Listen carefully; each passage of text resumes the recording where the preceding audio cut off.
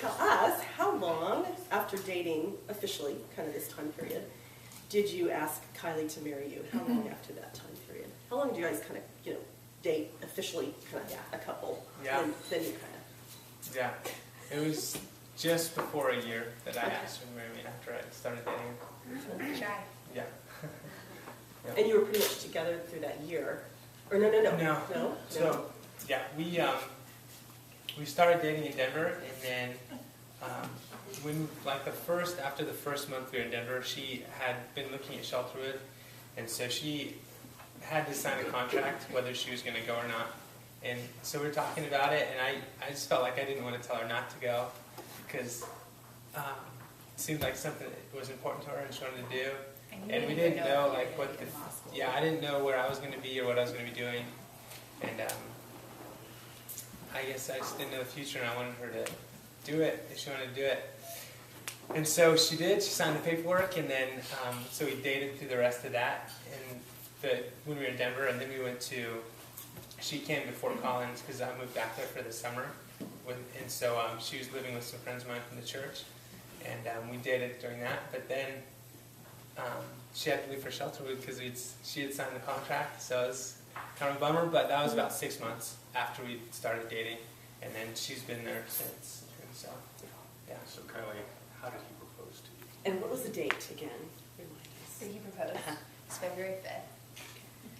Yep. And so we had already scheduled, we saw each other at Christmas, and it was a really good visit.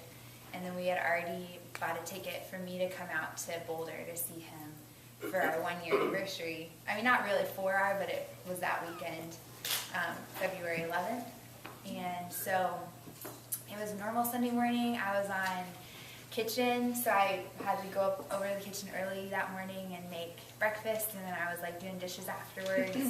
And somebody came in, my direct supervisor came in and said, hey, I've got to pull you off this meal shift. I need you to do something for me. And they do that regularly just because we have girls that do spontaneous things, and so they have to like move staff around. And I thought, oh, something's happened and they need me for some reason, so I didn't really think much of it. So she walked me over to the house and said, I need you to go downstairs and put on stuff that you would wear for church, because it was a Sunday morning, and then come right back up here. And I was like, that's very weird, but sure, let's do it. So I walked in, and I remember one funny thing is my roommate was in the living room, and she looked over at me, and she went, and I looked back at her, and I thought, oh, she doesn't know yet. There's a crisis. I'm doing something really important right now, because I'm going to a change for some crisis that's happening, and she must not know about it. But she had found out that Kayla was on property. So I rushed, my room was dark because one of my roommates had been on overnight the night before, so she was sleeping, and I just threw on whatever I thought, was in the closet, and ran back upstairs, and we started walking around the property, and she was just talking to me about one of this residents that was really struggling, and I was totally engaged with her, and maybe she's suicidal, there's something we need to do, really serious conversation, and we were walking up this hill, and I just remember thinking, I wonder why she's walking me up a hill to talk about this. This is really weird.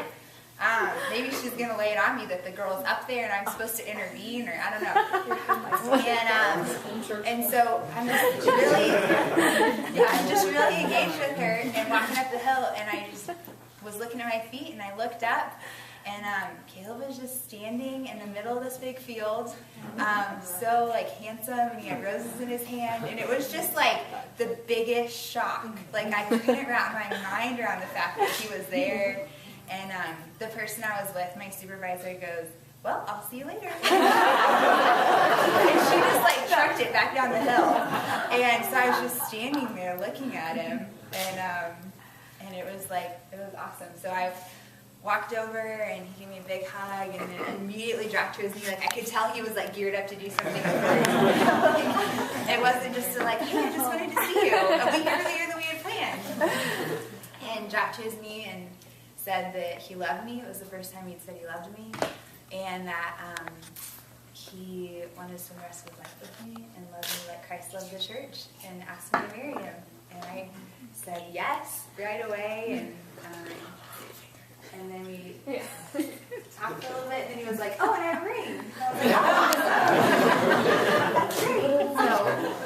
So he put the ring on my finger and then said, you have the rest of the day off, which was such a treat. And we're going to go to brunch, which is my favorite meal of the day. And then we're going to go to an afternoon service at this church in Kansas City that I love, which sounded amazing to me. And then we made dinner together that night and stayed with some friends. So it was awesome. And then he left at like 4 the next morning to go back to school. So it was a beautiful day. It was awesome.